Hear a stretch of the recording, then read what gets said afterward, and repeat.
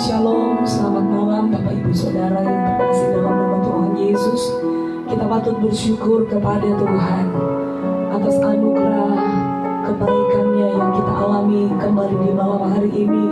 Atas perkenanan Tuhan, kita boleh berjumpa lewat renungan malam kita. Mari siapkan hatimu untuk kembali belajar dan menerima kebenaran firman Tuhan. Rindukan setiap kebenaran firman-Nya, itu menjadi kekuatan di dalam kehidupan saya dan saudara. Banyak yang Tuhan perbuat dalam hidup kita. Kita percaya bahwa rencana Tuhan selalu yang terbaik di dalam hidup kita. Karena itu mari dalam penyembahanmu dengan rasa syukurmu kepada Tuhan, sama-sama kita akan menaikkan pujian ini. Kita mengatakan terima kasih Bapa, kami mau bersyukur atas kebaikan-Mu di dalam hidup kami. Haleluya. Banyak yang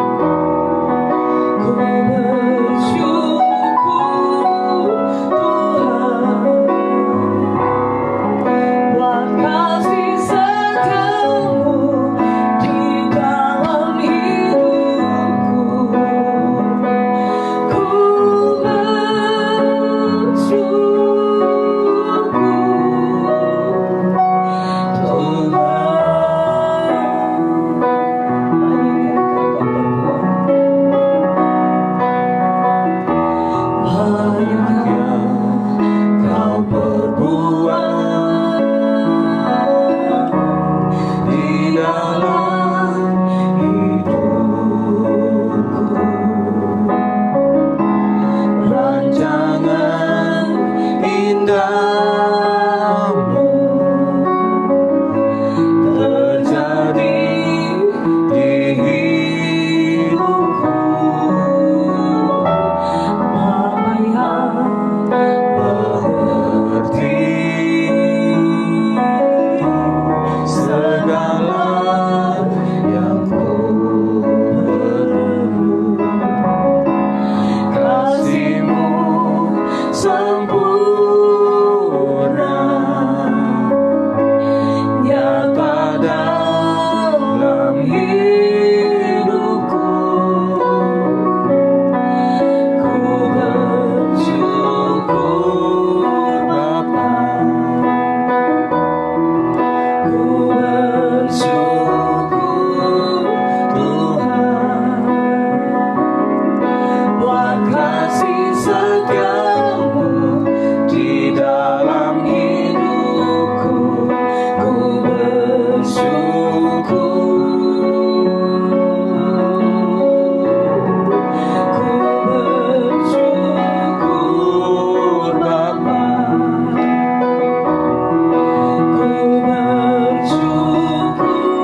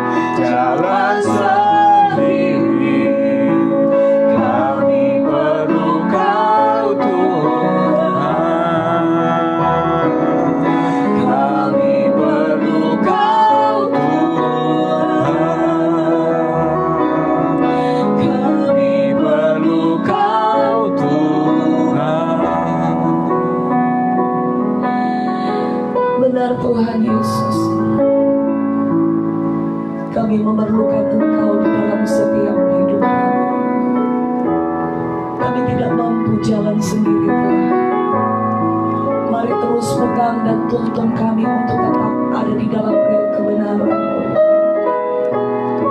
Dan Tuhan, malam hari ini kembali kami bersama seluruh umat-Mu dimanapun mereka berada yang mengikuti renungan malam ini akan belajar akan kebenaran firman-Mu. Kami mohon biar pengurapan Allah Roh Kudus itu menyertai hamba-Mu yang akan menyampaikan setiap kebenaran firman-Mu yang akan kami terima di malam hari ini. Dan kuduskan setiap pendengaran kami juga Tuhan, sehingga ketika kami mendengar dengan pendengaran yang datang dari Tuhan, dan Engkau bukakan pengertian bagi kami Bapa, sehingga kami boleh memahami dan mengerti lewat kebenaran firman-Mu apa yang menjadi keinginan dan kehendak Tuhan untuk kami lakukan di dalam setiap hidup kami. Kami menyerahkan seluruh hidup kami kepada-Mu Tuhan, dan kuasai seluruh keberadaan kami, kuasai tempat di mana umat-Mu berada, bahkan rumah-Mu di tempat ini Tuhan. Tutup bungkus setiap area di mana kami ada dengan kuasa darah Yesus, sehingga iblis tidak mengambil keuntungan untuk mencuri setiap benih firman-Mu yang ditaburkan malam hari ini. Kami menyerahkan seluruh keberadaan hidup kami, biar damai sejahtera Tuhan melampaui segala akal dan pikiran kami, itu menguasai seluruh hidup kami Tuhan, sehingga kami dapat menerima kebenaran firman-Mu itu dengan pikiran yang datang dari Tuhan, dan meremakan perkataan-Mu itu di dalam setiap hati kami, sehingga perkataan itu menjadi kekuatan yang menghidupkan setiap pribadi kami Tuhan. Terima kasih Bapa di sorga, kami bersyukur dan kami mau siap untuk belajar akan kebenaran firman-Mu di malam hari ini.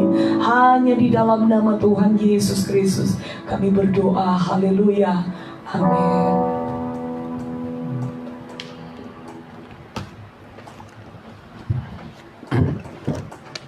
Kita bersyukur kembali kepada Tuhan, saudara-saudaraku yang dikasihi oleh Tuhan, pada kesempatan malam hari ini di tanggal 14 Juli tahun 2020, setelah kita menyelesaikan kitab Kisah Para Rasul, ya.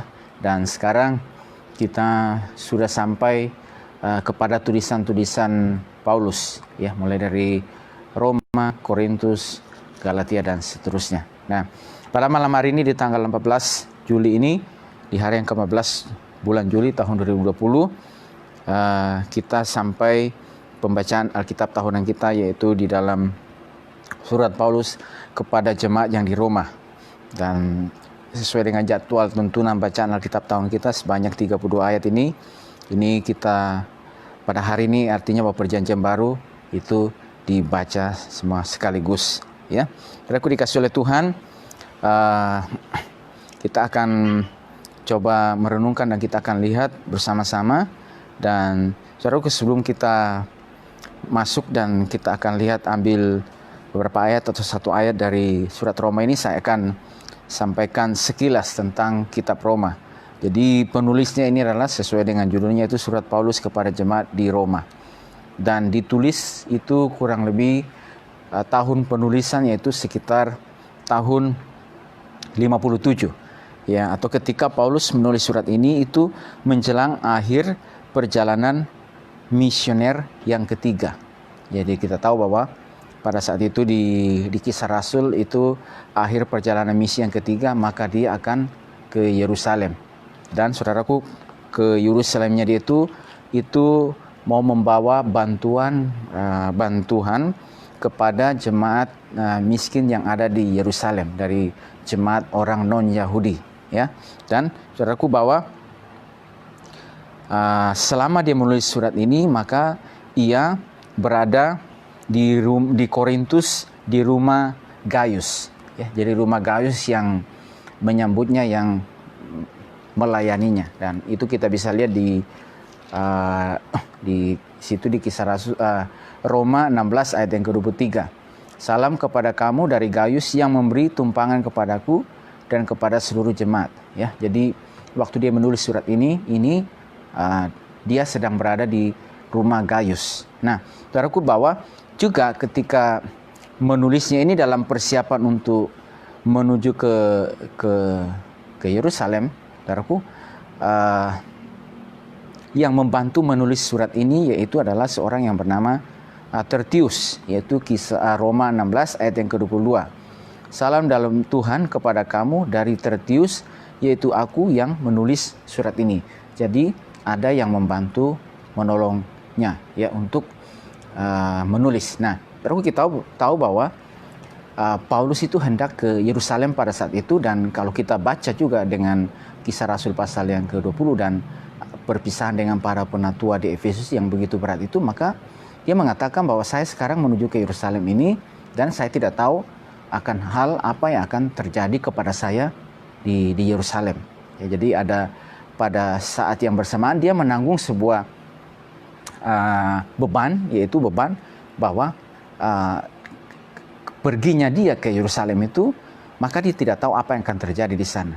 Ya, apakah dia akan dibunuh di sana, karena pada saat itu dia memang akan ke Yerusalem. Jadi ada sebuah beban yang di sana. Tapi saudaraku, beban yang sedang dipikul kepada dia itu di hadapan. Makanya kalau kita baca juga, mari waktu kita ikuti pembahasan dari Kisah Para Rasul, bahwa sampai mereka ada beberapa murid-murid yang mencegahnya, ya, jangan ke Yerusalem.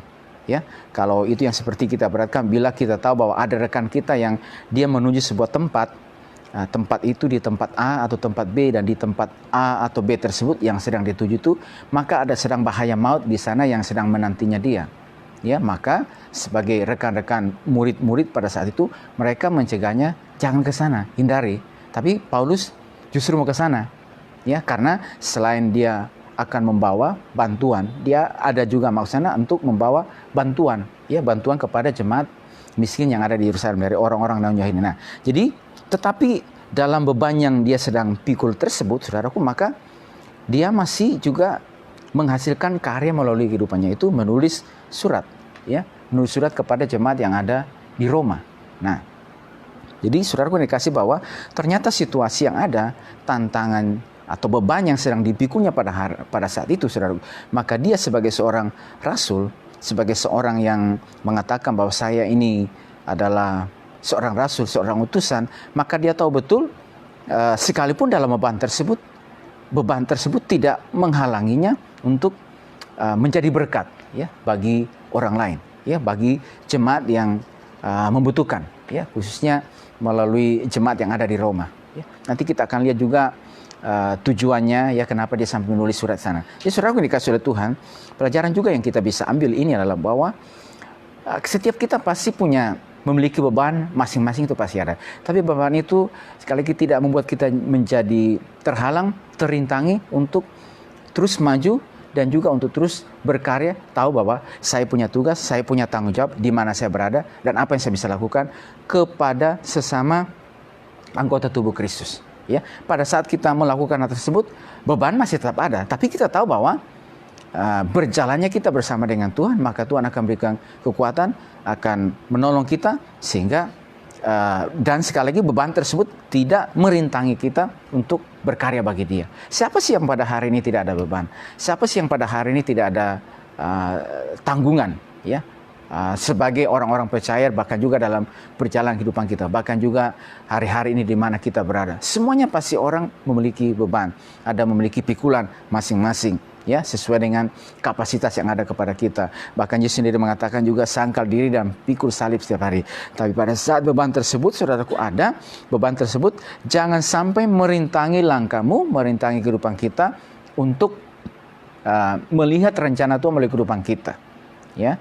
Tapi saudaraku yang dikasihi Tuhan, dalam beban yang tersebut, justru Paulus ini, saudaraku, memakai hidupnya terus untuk menulis, ya, surat dan memberkati jemaat, bahkan menguatkan mereka, ya. Jadi artinya bahwa ketika seorang yang bernama Tertius menulis dari Paulus, ya, berarti perkataan-perkataan yang keluar itu, ajaran-ajaran yang keluar itu, ajaran-ajaran yang mengajar, ya, yang mendidik, yang memperbaiki, ya, yang membetulkan apa yang ada sedang terjadi misalnya di jemaat. Dan kalau kita lihat misalnya salah satu di situ bahwa Paulus ini berusaha untuk memperbaiki beberapa persoalan yang terjadi dalam gereja, ya, di gereja di Roma, karena sikap salah seorang Yahudi terhadap mereka yang bukan Yahudi dan orang bukan Yahudi terhadap orang Yahudi. Jadi ada salah seorang Yahudi yang salah bersikap terhadap orang non-Yahudi. Demikian juga sebaliknya, orang bukan Yahudi terhadap orang. Jadi kalau kita baca misalnya dalam pasal 2 itu, di situ, karena itu hai manusia, siapapun juga engkau yang menghakimi orang lain, engkau sendiri tidak bebas dari salah. Sebab dalam menghakimi orang lain, engkau menghakimi dirimu sendiri, karena engkau yang menghakimi orang lain melakukan hal-hal yang sama. Jadi mereka ada semacam penghakiman ya terhadap sesamanya. Ya, dan juga demikian sebaliknya ya, di pasal yang ketiga juga ayat yang pertama situ, jika demikian apakah kelebihan orang Yahudi dan apakah gunanya? Banyak sekali dan seterusnya. Ayat 9, jadi bagaimana, adakah kita mempunyai kelebihan daripada orang lain? Sama sekali tidak, sebab di atas telah kita tuduh baik orang Yahudi maupun orang Yunani bahwa mereka semua ada di bawah kuasa dosa. Jadi dia ketika Tertius menulis surat ini, maka dia menulis berarti ingin menyampaikan sesuatu kepada jemaat supaya ketika membacanya itu mereka berhenti dari segala tindakan-tindakan mereka. Ya, jadi perkataan yang disampaikan adalah perkataan yang ingin membetulkan, yang ingin menasihati, yang mengajar, ya, mendidik, ya, dan juga beberapa hal-hal praktis lainnya. Misalnya dari mulai pasal yang ke-12, ya, beberapa nasihat tentang mempersembahkan tubuh dan juga jangan lalai mempergunakan karunia. Habis itu kita lihat janganlah hendaknya kerajianmu kendor biar roh menyala-nyala. Sudah itu ya, kita firman Tuhan, pembalasan itu adalah hak Tuhan, ya, dan seterusnya. Dan saudaraku, artinya apa saudaraku? Bahwa Paulus ini sekalipun dia ada beban yang akan dia hadapi di dalam menujunya dia ke Yerusalem itu, tetapi itu tidak menghalangi dia untuk menjadi berkat. Dan justru yang keluar dari mulutnya sebagai seorang pelayan Allah, sebagai seorang utusan Allah, sebagai seorang rasul yang dipilih oleh Allah, itu adalah perkataan-perkataan yang mengajar, perkataan-perkataan yang memberikan penerangan, perkataan-perkataan yang menjadi mata bagi orang-orang yang ada pada saat itu, supaya mata rohani mereka tidak terbuka, tidak tertutup. Ya, dan mereka tidak hidup dalam saling penghakiman. Apa kelebihan orang Yahudi? Ya, Paulus mengatakan banyak sekali. Dan juga orang Yahudi ini menghakimi. Jadi ada semacam timbal balik ini, saling ada friksi di antara mereka. Sehingga Paulus perlu datang dan benarkan bahwa baik orang Yahudi dan orang non-Yahudi, kita ini sama-sama manusia berdosa. Ya, sebab kita, kata firman Tuhan di situ, sebab manusia telah berdosa, semua orang telah berbuat dosa dan telah kehilangan kemuliaan Allah. Semua orang telah berdosa. Jadi dia datang ingin membetulkan. Ya, jadi saya katakan bahwa situasi yang ada tidak merintangi kita, menghalangi kita untuk menjadi berkat bagi orang lain. Ya, sekalipun kita dihadapkan dengan tekanan, dengan beban, saudaraku, tetapi saudaraku, oleh karena kehidupan kita nih, hati dan pikiran yang telah dibaharui ketika kita mempersembahkan tubuh kita sebagai persembahan yang hidup, yang kudus dan berkenan kepada Allah di dalam tulisan Paulus dalam Roma pasal 12, dan telah dibaharui oleh pembaharuan budi kita. Jadi pikiran-pikiran yang lama itu telah dibaharui dengan pikiran-pikiran Kristus, yang telah diisi dengan pikiran Kristus. Saudaraku, bukan pikiran yang menghakimi, bukan pikiran yang menaruh dendam terhadap sesama dan pikiran yang lainnya, tetapi pikiran yang telah diperbaharui ini, dan berikutnya pikiran yang telah diperbaharui ini, di mana hadirnya kita dan kita yang mengetahui, mengerti setiap pilihan, panggilan Tuhan atas kehidupan kita, tugas kita. Maka sekalipun ada beban, ada rintangan, tetapi kita tetap bisa menjadi berkat, ya, menjadi terang, ya, bagi orang lain. Bukan perkataan-perkataan yang sebaliknya. Ya, dan saudaraku, Paulus di sini tidak memihak kepada orang Yahudi, tidak memihak juga kepada non-Yahudi, tetapi dia datang dan mengatakan kita semua manusia memangnya nanti di dalam pasal 9 bahwa saudaraku itu berbicara khusus kepada orang Israel. Ya, dan saudaraku yang dikasih oleh Tuhan bahwa dia hadir di sana dan dia ingin memperbaiki, ya, menasihati mereka. Sekalipun sekali lagi ada beban. Nah, bagi setiap kehidupan kita juga yang ada pada saat ini, saudaraku yang dikasih oleh Tuhan, beban pasti selalu ada. Ya, pikulan pasti selalu ada. Tantangan juga pasti kan selalu ada. Tetapi saudaraku yang dikasih oleh Tuhan, tantangan tersebut tidak membatasi kita untuk terus berbuat, berkarya untuk kemuliaan bagi nama Tuhan. Sebagai orang-orang yang telah diajar, dilengkapi, yang telah dibaharui oleh pikiran-pikiran Kristus, maka saudaraku, yang keluar dari kehidupan kita, yang keluar dari mulut kita adalah perkataan-perkataan yang sesuai dengan firman Tuhan. Bukan perkataan-perkataan yang menghakimi, tetapi perkataan-perkataan yang membangkitkan perkataan-perkataan yang memberikan ajaran, perkataan-perkataan yang mendidik, yang menasihati sesuai dengan ajaran firman Tuhan. Dan itu yang dilakukan oleh Paulus. Dan kita juga pada malam kita belajar bahwa setiap kehidupan kita juga kita belajar dari apa yang Paulus lakukan. Ketika kita mengetahui setiap tugas kita, pilihan dan panggilan Tuhan atas kehidupan kita, itu artinya hadirnya kita di mana, adanya saya dan saudara di mana, apa yang saya mesti lakukan. Nah, saudaraku, berikutnya kita lihat bahwa jemaat di Roma ini, saudaraku, mungkin didirikan oleh orang dari Makedonia dan Asia yang bertobat di bawah pelayanan Paulus, ya, atau juga orang-orang Yahudi yang bertobat pada hari Pentakosta. Ya, jadi mereka yang mendirikan. Jadi orang-orang dari Makedonia dan Asia yang bertobat. Jadi bukan jemaat di Roma ini bukan Paulus yang dirikan, tetapi orang-orang yang bertobat, orang dari Makedonia yang bertobat di bawah pelayanan Paulus. Ketika mereka ada di Roma, tersebar ke sana, saudaraku, maka mereka sekarang juga apa yang telah mereka terima itu, firman Tuhan yang telah diajarkan kepada mereka itu, dan yang telah diterangi oleh Roh Kudus itu, hadirnya mereka di mana, tersebarnya mereka di mana, maka di situ juga mereka juga menjadi berkat, menghimpunkan orang-orang percaya, ya, mengajar orang-orang percaya sehingga jemaat bisa terbentuk. Nah, terus saudaraku, kalau kita juga melihat bahwa di dalam Kisah Rasul pasal yang ke-8, saudaraku, ketika Stefanus itu dibunuh, maka mulailah penganiayaan yang ada kepada jemaat pada saat itu. Maka mereka, kata firman Tuhan, para murid itu mulai tersebar. Ya, diberitakan para murid tersebarnya mereka itu, mereka menjelajah dan memberitakan Injil. Dan diberitahukan, saudaraku, itu yang kita sudah lihat di Kisah Rasul pasal 11, bahwa beberapa saudara-saudara yang tersebar ini, beberapa di antara mereka itu sampai ke Antioquia. Dan tersebarnya mereka, orang-orang yang tidak disebutkan namanya ini. Mungkin mereka cuma hadir itu, mereka cuma mendengar khotbah pada apakah di hari Pentakosta atau juga dalam pelayanan Paulus. Tetapi firman Tuhan yang mereka dengar itu dan mereka terima, dan Roh Kudus bekerja, dan ketika firman Tuhan itu berkarya dalam kehidupan mereka, saudaraku, sehingga ketika mereka hadir di mana, mereka dibawa oleh Tuhan di Roma, saudaraku, maka sekarang juga hadirnya mereka juga di Roma itu, mereka juga tahu apa yang mesti dilakukan. Mereka juga sekarang menghimpunkan jemaat Tuhan di sana. Ya, membangun jemaat yang ada di Roma. Dan itu juga yang kita lihat di Antioquia. Ketika para murid tersebar, mereka membangun jemaat yang di sana, mereka menginjil, dan tanda-tanda menyertai kasih karunia terjadi sehingga jemaat Antioquia ini menjadi pusat pekabaran Injil kepada orang-orang Kristen non-Yahudi. Siapa yang mendirikan? Adalah orang para murid yang tersebar, yang tidak diketahui namanya. Dan demikian juga ini.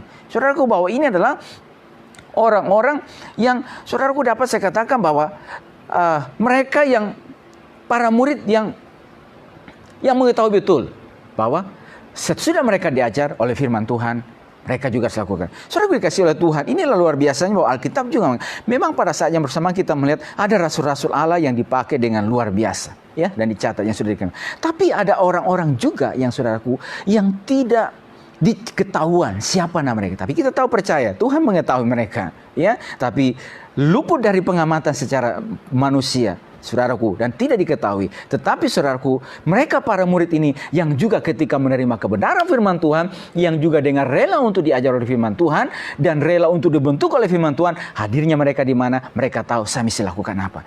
Dia tahu saya mesti kerjakan apa. Mereka juga mengetahui bahwa pada saya juga, pada kehidupan mereka juga ada karunia-karunia Allah. Ada tugas Tuhan, ada rencana Tuhan. Nah, saudaraku dikasih oleh Tuhan, itu artinya apa? Setiap kehidupan kita pada hari ini, sekali kita mengatakan, dan nanti kita akan sampai kepada Roma mengatakan bahwa demikianlah kita punya karunia yang berlain-lainan, sesuai dengan ukuran iman bagi kita. Bahwa setiap orang yang telah mempersembahkan hidupnya ini sebagai persembahan yang hidup, ya, yang telah dibaharui oleh Kristus menjadi ciptaan yang baru. Maka saudaraku yang dikasih oleh Tuhan, setiap kehidupan kita ini juga ada tugas tanggung jawab. Paling tidak, saudaraku, kita melihat, saudaraku yang dikasih oleh Tuhan, bahwa perintah tentang pergilah, beritakanlah Injil kepada segala makhluk. Artinya apa? Hadirnya kita ada di mana Injil yang ada berita sukacita, berita bahwa di dalam nama Yesus ada pembebasan, ya, ada keselamatan, ada pengampunan, berita pendamaian. Dan hadirnya juga kehidupan kita, hadirnya kita juga membawa berita-berita yang demikian, membawa berita sukacita, ya, berita kebenaran firman Tuhan, berita pengharapan, ya, berita yang memberikan penerangan bahwa berita di dalam namanya tidak ada lagi penghukuman bagi setiap mereka yang menerimanya sebagai Tuhan dan Juru Selamat. Ya, saudaraku yang dikasihi oleh Tuhan, sekali lagi firman Tuhan datang kepada kehidupan kita. Bahwa saudaraku yang dikasihi oleh Tuhan, hadirnya kita, setiap kehidupan kita, siapapun kita, saudaraku, kita boleh luput dari pengamatan manusia. Manusia boleh mungkin luput daripada kita. Tapi saudaraku yang terkasih, Tuhan mengetahui setiap potensi apa yang ada pada kita. Saudaraku, tidak ada yang mustahil bahwa melalui juga hidup kita, hadirnya saudara di mana, saudara boleh membangun sesuatu. Dan tahukah saudaraku yang terkasih, ketika kita mulai membangun dan melakukan mengerjakannya, tidak mustahil Tuhan bisa bekerja dan membuat apa yang kita kerjakan. Para murid yang dikumpulkan, jemaat yang dikumpulkan, mereka akan bertumbuh dan mengalami kasih karunia. Dan Tuhan juga bisa memakai mereka menjadi orang-orang yang luar biasa di waktu yang ke depan. Tuhan memanggil setiap kehidupan kita, setiap kita yang ada pada hari ini. Sekali lagi, hadirnya kita ada di mana, berarti juga saya mesti hadir dan saya tahu saya mesti lakukan apa, saya mesti kerjakan apa. Sehingga sekali lagi kita katakan bahwa tidak ada orang yang tidak bertalenta, tidak ada orang yang tidak berkarunia. Tuhan memakai setiap kehidupan kita. Dan ini yang kita bisa lihat, ini yang kita kerjakan, bahwa seorang Rasul Paulus ini, sekalipun dia ada beban, tapi beban tersebut tidak merintanginya untuk memberitakan, menjadi berkat bagi orang lain. Nah, saudaraku yang dikasihi oleh Tuhan, bahwa sekali juga hadirnya kita, siapapun kita, di mana kita berada pada hari ini, berarti adanya kita di mana, ada tugas, ada panggilan Tuhan atas hidupan kita yang harus kita lakukan, yang harus kita kerjakan. Dan adanya kita di mana juga bukan karena mau kita, bukan karena kebetulan. Berarti di tempat tersebut ada sesuatu yang ingin Tuhan mau kerjakan melalui kehidupan kita. Nah, saudara, berikutnya kita lihat tujuan penulisan daripada surat ini. Ini yang saya lihat di Alkitab Penuntun Hidup Kehidupan, bahwa jemaat Roma rupanya mendengar kabar angin yang diputarbalikkan mengenai berita dan ajaran Paulus. Ia merasa perlu untuk menulis Injil yang telah diberitakannya selama 25 tahun. Yang kedua, dia berusaha untuk memperbaiki beberapa persoalan yang terjadi dalam gereja karena sikap salah seorang Yahudi terhadap mereka yang bukan Yahudi dan orang bukan Yahudi terhadap orang Yahudi. Jadi ada persoalan di tengah jemaat. Ya, dan juga kalau kita lihat bahwa baikkah sikap orang Yahudi terhadap orang non-Yahudi dan sebaliknya. Mereka mengatakan apa kelebihan orang Yahudi. Lalu juga pada pihak lainnya mereka ingin menghakimi. Dan kalau ini dibiarkan, maka akan terjadi, boleh dikatakan, yang akan terjadi perpecahan di tengah jemaat. Ya, sehingga ketika Paulus mendengar tersebut, saudaraku, kalau mendengarnya artinya bahwa ada yang melihat keadaan tersebut di tengah jemaat dan menyampaikan kepada Paulus supaya ada nasihat rohani. Ya, jadi ada nasihat firman Tuhan, ya, kepada jemaat supaya jemaat itu tetap utuh, tetap kuat. Jangan sampai jemaat yang sudah didirikan ini ketika firman Tuhan diajarkan kepada mereka dan saudaraku di sana Tuhan bekerja. Nah, kita tahu saudaraku, ketika kasih karunia Tuhan bekerja, ada juga yang tidak suka, yaitu iblis tidak suka, ingin menaburkan benih-benih perpecahan. Ya, ingin menaburkan benih-benih itu. Maka ketika ada jemaat yang melihat, maka dia memberitahukan, melaporkan. Dan Paulus yang memperoleh kabar tersebut, ia mulai menulis surat supaya jangan demikian. Ingin membetulkan, ingin mengajar, ingin menasihati. Ya, saudaraku dikasih oleh Tuhan bahwa hadirnya juga kita sebagai orang percaya di mana kita berada, saudaraku.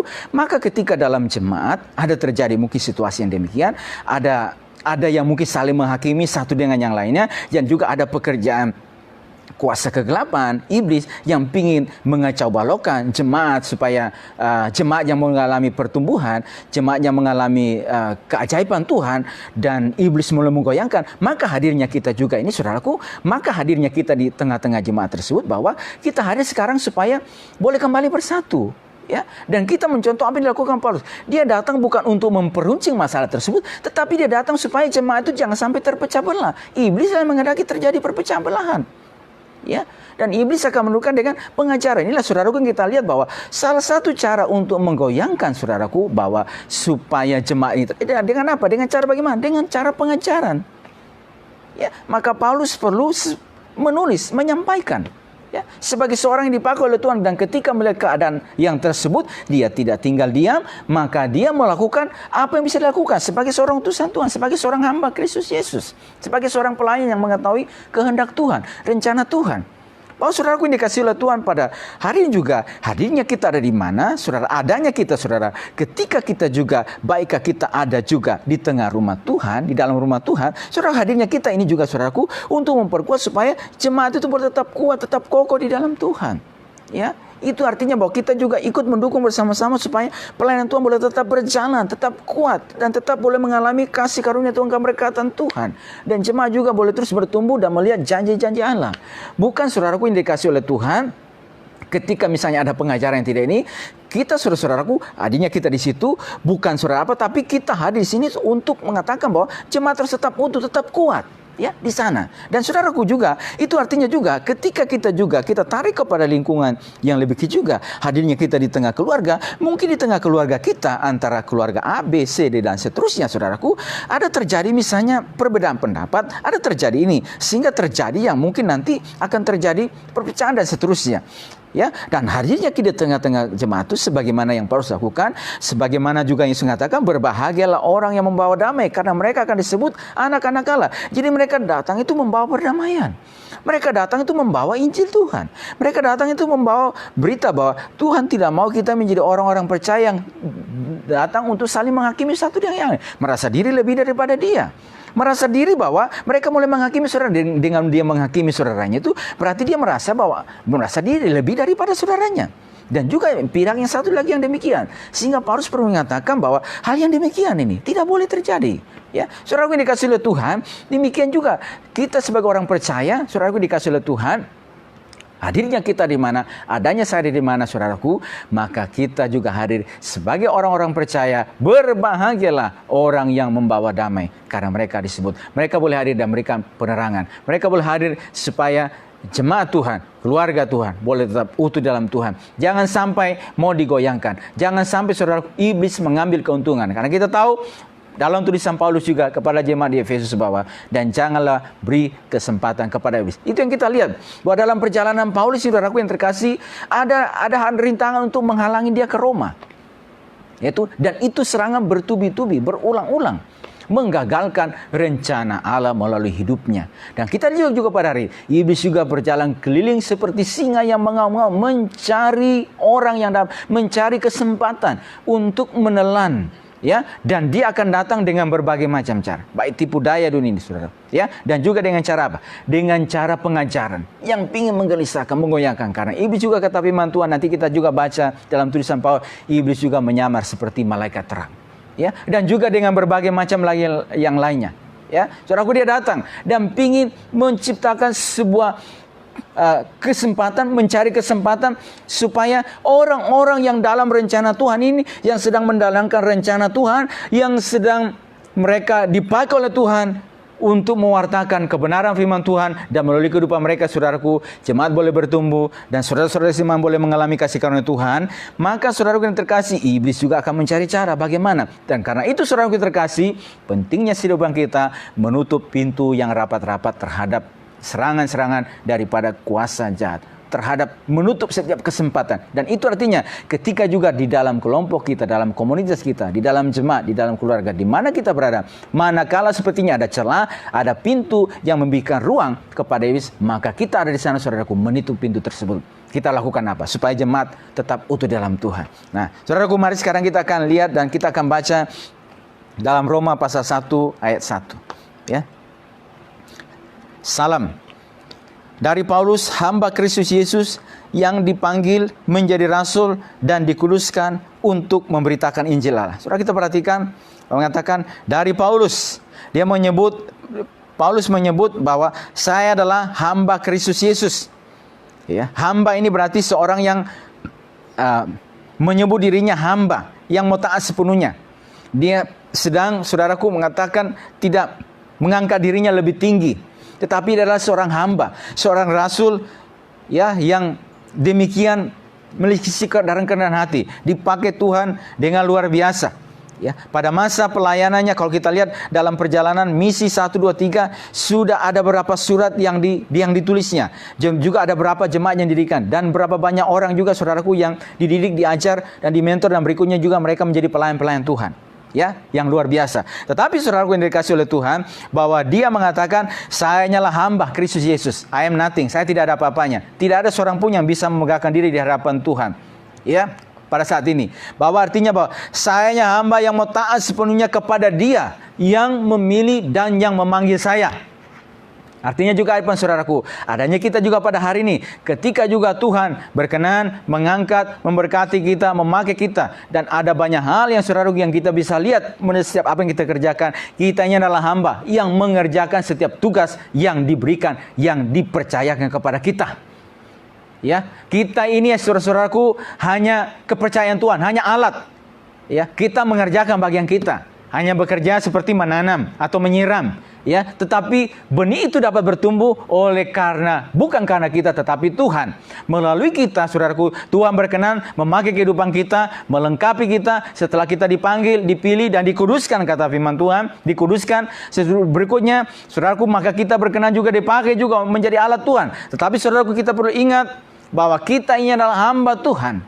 Kita ini adalah hamba Kristus Yesus yang mau taat, ya, sepenuhnya kepada Dia, ya, yang tidak punya hak sama sekali. Ya, bahwa Dia yang punya wewenang atas setiap kehidupan kita. Dan karena itu berarti kita, Tuhan, ini kami mau taat sepenuhnya kepadamu. Apa yang menjadi mau Tuhan dalam kehidupan kami, apa yang menjadi rencana Tuhan dalam kehidupan kami, apa yang menjadi ketetapan Tuhan dalam kehidupan kami hamba-Mu, kami mau melakukan seperti yang Kau mau.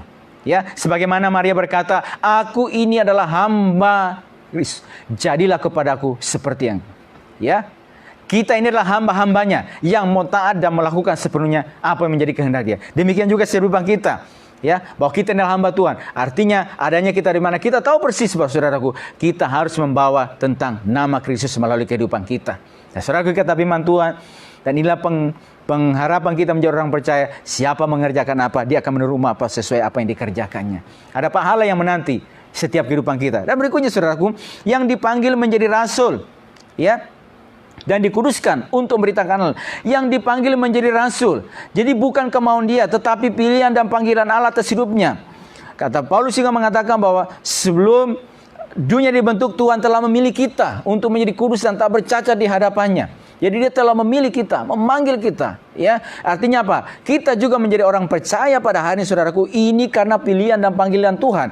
Bahwa kata firman Tuhan juga di dalam tulisan Paulus juga mengatakan, seorang dapat mengatakan Aba ya Bapa, itu karena mereka ada roh Allah yang memimpin kehidupan mereka, sehingga mereka mengatakan bahwa mereka bisa menyebutnya, memanggilnya ya Aba ya Bapa. Roh itu bersaksi bersama dengan roh kita, ya Aba ya Bapa. Dan Yesus juga mengatakan bahwa seorang dapat datang kepada Aku itu karena Bapa yang menarik mereka. Ya, jadi Tuhan yang memilih dan memanggil kita. Ya, Tuhan, tadinya kita adalah manusia yang berdosa. Ya, manusia yang berdosa yang harus mati. Dan kata Paulus juga mengatakan bahwa kita diselamatkan hanya oleh iman, bukan karena perbuatan baik kita. Ya, bukan karena perbuatan baik kita, tetapi Dia yang berkenan datang untuk menebus hidup kita. Saudaraku, maka saudaraku yang dikasihi oleh Tuhan, bahwa Dia yang memilih kita, Dia memanggil kita, Dia yang menarik kita. Ini pilihan dan panggilan Allah, sehingga kita menjadi orang yang percaya, ya, yang dikuduskan pada hari ini. Bukan kemauan kita, bukan kemauan Paulus untuk menjadi seorang rasul Allah, tetapi inilah pilihan dan panggilan Tuhan, ketetapan Tuhan. Dan juga kita pada hari ini, adanya kita di mana, hadirnya saudara di mana, dan juga setiap tugas tanggung jawab yang Tuhan berikan, percayakan kepada kita, ini karena pilihan dan panggilan Tuhan juga atas kehidupan kita. Manakala kita taat kepada pilihan dan panggilan Tuhan atas setiap kehidupan kita, maka kita akan melihat bahwa Tuhan tangannya terus memakai kehidupan kita, menuntun kita, membawa kita, sehingga hadirnya kita di mana, adanya saudara dan saya di mana, kita tahu bukan karena kebetulan. Dan di tempat tersebut saya mesti lakukan apa, supaya melalui kehidupan kita, saudaraku yang terkasih, ya, firman Tuhan untuk memberitakan bahwa Tuhan itu benar dan tidak ada kecurangan padanya. Seiring berjalannya waktu, saudara, kita yang telah tertanam dalam rumah Tuhan, kita akan bertumbuh menjadi orang-orang yang gemuk, menjadi orang-orang yang berisi, baik diisi dengan, dilengkapi dengan kebenaran firman Tuhan, ya, terus diterangi oleh kebenaran firman Tuhan. Terus ilham roh memampukan kita untuk boleh mengerti setiap kebenaran firman Tuhan. Dan juga dengan pengalaman-pengalaman iman, pengalaman berjalan bersama dengan Tuhan, pengalaman berbagai macam hal. Ada tantangan, tetapi tantangan tidak menghalangi mereka ini untuk melakukan sesuatu, untuk menghasilkan karya melalui kehidupan mereka. Sebagaimana seorang rasul ini, ada tantangan, dia hendak menuju ke Yerusalem, dan di sana ada bahaya, tetapi dia tetap berjalan. Tetapi dalam persiapan menuju ke Yerusalem itu, saudaraku, manakala dia mengadar ada beban, ada persoalan di tengah tengah-tengah jemaat yang ada di Roma. Maka saudaraku, dengan bantuan Tertius, dia mulai menulis surat ini untuk mereka, ya, untuk memberikan ajaran kepada mereka. Demikian juga kehidupan kita. Siapa pada hari ini yang tidak ada beban? Semua kita pasti punya beban, punya persoalan, punya ujian, tanggungan masing-masing, ya, sesuai dengan kapasitas yang Tuhan berikan kepada kita. Tetapi apapun yang Tuhan izinkan terjadi bagi kita, itu tidak menghalangi saudara, dan jangan sampai itu membatasi kuasa Tuhan terjadi melalui kehidupan kita, membatasi karya Tuhan melalui hidupmu, supaya melalui hidup ini tuh, sekalipun ada tantangan, tapi justru dalam tantangan itu saudaraku, kita kuat oleh karena Tuhan yang berikan kekuatan bagi kehidupan kita. Dan saudaraku, melalui hidupmu, melalui tanganmu, engkau terus berkarya, engkau terus menghasilkan melalui hidupmu, menjadi berkat, memberikan penerangan bagi mereka yang butuh penerangan, memberikan kekuatan bagi mereka yang tidak, menjadi orang yang kuat, yang menolong yang lemah, ya, menjadi saudara-saudara seiman yang membantu saudara yang lainnya, membantu mereka. Bahkan hadirnya juga di tengah jemaat, dia sehari melakukan sesuatu di sana, ya, ketika misalnya ada friksi-friksi seperti yang terjadi di jemaat di Roma ini, maka hadir di sana mereka, saudara, mereka hadir di sana supaya mereka jemaat itu tetap utuh satu dengan yang lain. Jangan sampai saudaraku mau iblis mengambil keuntungan di tengah-tengah jemaat, tetapi mereka boleh tetap kuat bersama. Kenapa? Ada jemaat-jemaat, ada orang-orang kuat, ada pelayan-pelayan Tuhan, dan bukan ada setiap kehidupan kita yang hadir di sana. Berarti saya mau tahu saya mesti lakukan apa. Saudaraku yang dikasihi oleh Tuhan, Tuhan memanggil kehidupan kita, dan kata Paulus juga ini, untuk memberitakan Injil Allah. Dia tahu benar, dia tahu tugasnya, apa yang harus dikerjakannya. Bukan mencari keuntungan pribadi, tetapi hanya untuk memuliakan nama Yesus Kristus. Dia tahu bahwa saya ini hanya Rasul Allah, hanya hamba Yesus Kristus yang dipilih dan dikuduskan. Ya, yang dia tahu dia harus kerjakan apa. Dan itu sebabnya tantangan tidak merintangi dia, persoalan tidak merintangi dia untuk memberitakan Injil, untuk memasukkan nama Tuhan, untuk menjadi berkat bagi jemaat, untuk memberikan penerangan kepada mereka, supaya mereka, saudaraku yang terkasih, oleh karena berbagai macam ajaran yang tidak benar, mereka boleh terbuka terhadap kebenaran firman Tuhan. Ya, dan saudaraku yang saya katakan, ia tahu tugasnya, apa yang harus dikerjakan, semata-mata hanya untuk memuliakan Kristus.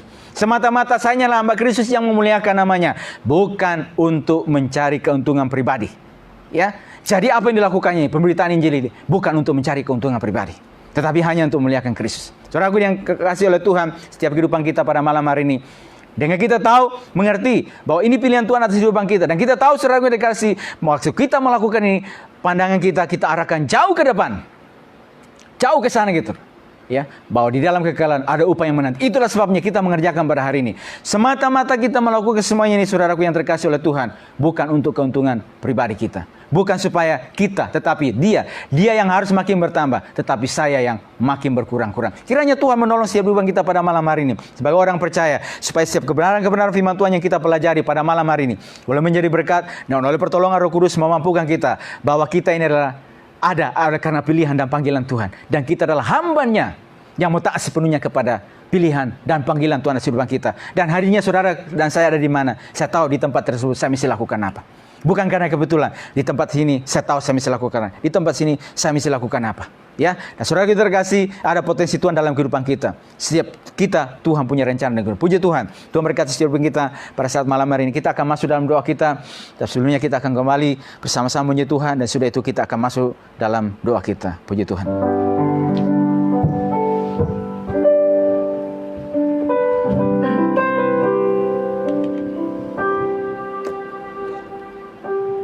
Ya, puji nama Tuhan. Nah, pada malam hari ini kita sudah mendengar firman Tuhan.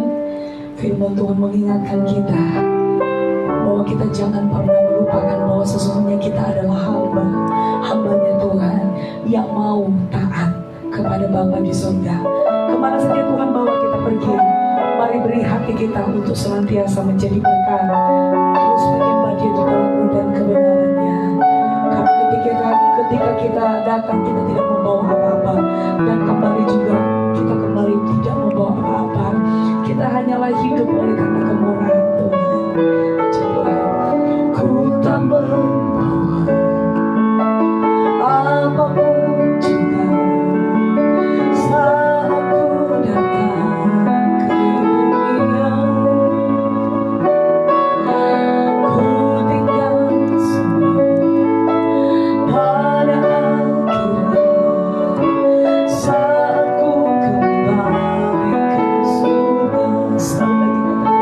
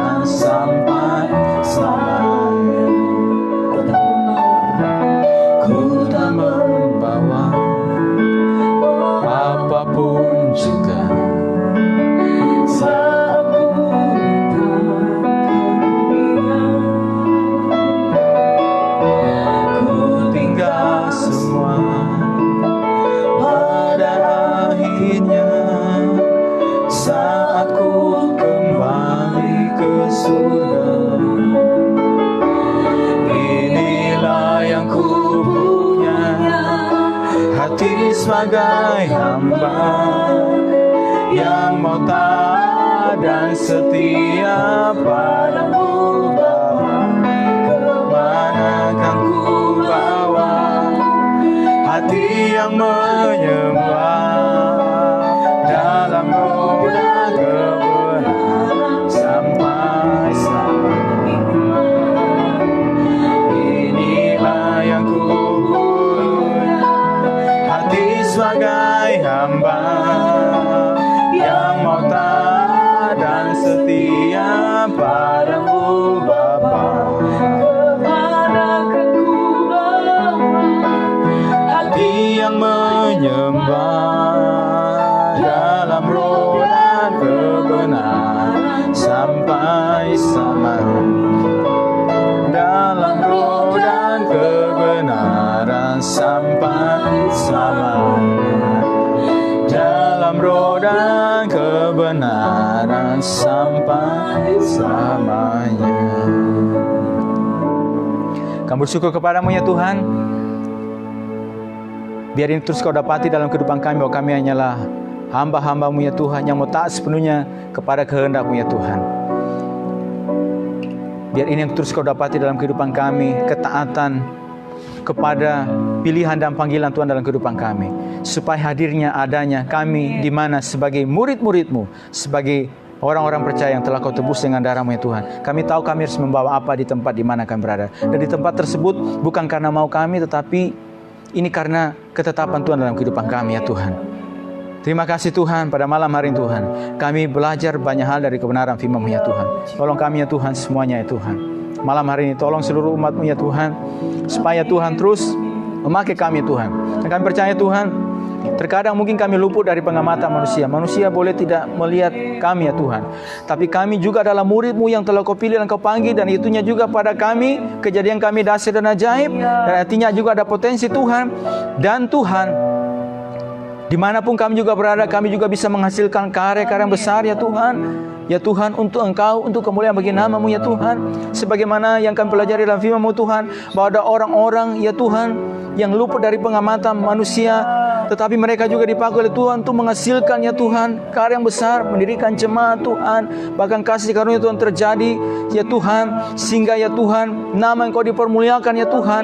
Bapa, kami juga percaya Tuhan bahwa setiap kehidupan kami, setiap umat-Mu dimanapun mereka berada ya Tuhan, kami yang telah dipilih, yang telah ditebus ya Tuhan, dari cara hidup yang lama, dari cara hidup yang tidak benar ya Tuhan, tetapi kami yang telah menjadi murid-Mu juga ya Tuhan, maka pada kami juga Tuhan ada potensi Tuhan, ada kemampuan ilahi. Daripada kami ada kasih karunia Tuhan juga, sehingga melalui kehidupan kami juga Tuhan bisa juga menghasilkan karya-karya yang besar untuk Engkau, untuk kerajaan-Mu, untuk boleh menjadi berkat bagi banyak orang ya Tuhan, sehingga nama Tuhan ditinggikan, dipermuliakan, nama Tuhan diagungkan, dibesarkan melalui kehidupan kami, karena kami adalah hamba-hamba-Mu yang mau taat sepenuhnya kepada pilihan dan panggilan Tuhan dalam kehidupan kami. Tolong seluruh umat-Mu pada malam hari ini Tuhan. Kami tahu Engkau akan terus menolong mereka, sehingga mereka akan terus ya Tuhan menjadi kuat, menjadi kokoh ya Tuhan. Persoalan tantangan tidak menghalangi kami ya Tuhan untuk terus berkarya Tuhan, untuk terus menjadi berkat, menjadi terang-Mu ya Tuhan, dimanapun kami berada, baik sesama kami, di komunitas kami, di rumah Tuhan, bahkan di lingkungan, bahkan di mana saja kami berada, bahkan juga hadirnya umat-Mu semua kami,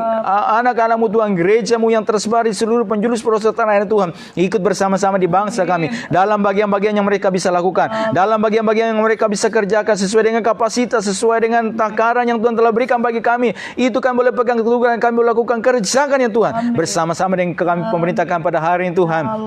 Ya Tuhan, membangun bangsa kami, dan khususnya di tengah-tengah situasi COVID-19 Tuhan, dalam penanganan dampak yang ditimbulkan oleh COVID-19, baik dampak kesehatan, dampak ekonomi, dampak sosial Tuhan, tolong semuanya Tuhan, sehingga umat-Mu menjadi alat-Mu, menjadi berkat-Mu ya Tuhan. Dan Engkau terus berkenan memakai dan berkati seluruh umat-Mu, hamba-hamba-Mu, gereja-Mu, bahkan bangsa kami juga akan terus memberkati, menolong pemerintah kami yang ada pada hari ini, baik pemerintahan yang pusat ya Tuhan, kepala negara, kepala pemerintahan, presiden dan wakil presiden bersama seluruh menteri-menterinya, dan juga seluruh satuan gugus tugas Tuhan, penanganan percepatan COVID-19, dan juga bersama di pemerintahan yang di tingkat provinsi, kabupaten, kota, sampai tingkat rendah seluruh masyarakat. Tuhan, tolong semuanya Tuhan, campur tangan Tuhan boleh terjadi Tuhan, dan kami boleh melihat Tuhan kebaikan-kebaikan Tuhan boleh terjadi, dan damai sejahtera Tuhan terus ya Tuhan dilimpahkan bagi bangsa kami. Kami bersyukur malam hari ini. Terima kasih buat kesempatan ini untuk kembali bersama-sama merenungkan firman-Mu Tuhan. Kami bersyukur Roh Roh Kudus yang menteraikan dalam kehidupan kami. Dan kami akhiri perundungan malam hari ini Tuhan. Tuhan berkati kami semua. Di dalam nama Tuhan Yesus Kristus, kami bersyukur dan berdoa kepada Bapa di surga. Haleluya. Amin. Puji Tuhan. Tuhan berkati semua kita pada malam hari ini. Dan Shalom.